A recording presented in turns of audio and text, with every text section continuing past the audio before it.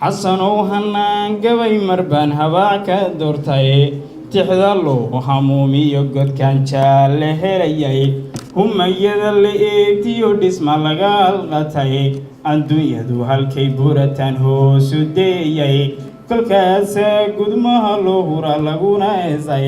aniguna halkan doonayaan dhabu adafay madashan qiimaha badan waxay ahayd madal aad loogu sare loogu qaadayay dhaqankeena martisoor 3 bil hal mar ayaan qabanaa haddaan nahnay bahda naadiga samadoonka Soomaaliyeed hoodanay dhawaaqaad tiridho waxay hadalkiyo marna dheelalo kuma gabiyo iyo xaasha dhalanteeda dhudii qaasin iyo baan hayaa macallin doodaana gobonnimo agwaan dhowrayo dhaadan baan ahay waxaan la dhoobnahay waxa aan la dhalan gooray dhibaato iyo xanuun baan qabaa nacasku dhaadayna dheefu ma hawoodo dhammaan ka soo qaybgalayaasha aad baan isoo dhaweynaynaa anigoo ku hadlayo bahda samadoonka Soomaaliyeed boorkaan aan arkaynay maanta macnaha aan arkaynay oo ku dhagan meel aad baan ugu farxaynay dhabaantii in dhalinyaro Soomaaliyeed oo daayara ay caawa ku fakirayaan iyagoo cid dhaqaale la garab taagan ama cid taakuleynaysa aanay jirin inay iyaga isxilqaamaan oo ay samadoon marka laga hadlayo samadoon oo laba eray oo is saaran ama laba alan ah samo iyo doon ah in magacaas ay qaataan wax aad lagu farxo waay sababtoo ah waxaan ogeyn dhalinyarada muddo dheer waxay ahaayeen xaabada wax lagu guba ay ahaayeen kaliya oo dadka wax burburinaya ama wax duminaya awoodda ama xoogga ay adeegsadaan waxay ahaan jireen dhalinyarada ay ahayd anigu ka mustamac baan ahaanayaa caawa dhagayste sababtoo bahda sugaanta kuma jiro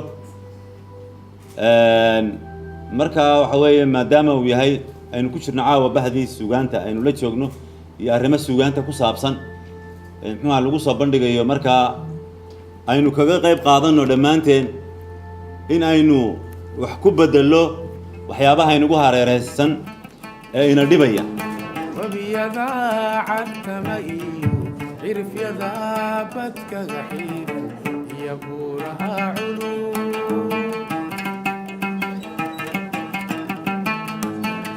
hooyo macaan gabar fiican baa tahay mid dalka iyo diinta ay dadka ka nacay oo wadaniya guurso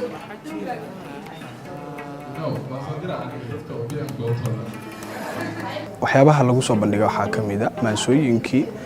gabayadii sidoo kale sheekooyinka ama xiraalayaasha sidoo kale riwaayadihii dhaqanka ka sheekeynaya markuu meesha tegay waa lagu soo yaacay gaariga isla imaadeen ilaa hadda tuulooyin qaad ay ka jirtaan gaariga markii lagu soo yaacay waxay isku qabsadeen wuu nool yahay iyo ma noola aad ugu faraxsan inaan ka soo qayb galay caawa waxa ay ahayd inaan qosol aan weligay qoslin inaan cuno cunto aan weligay cunin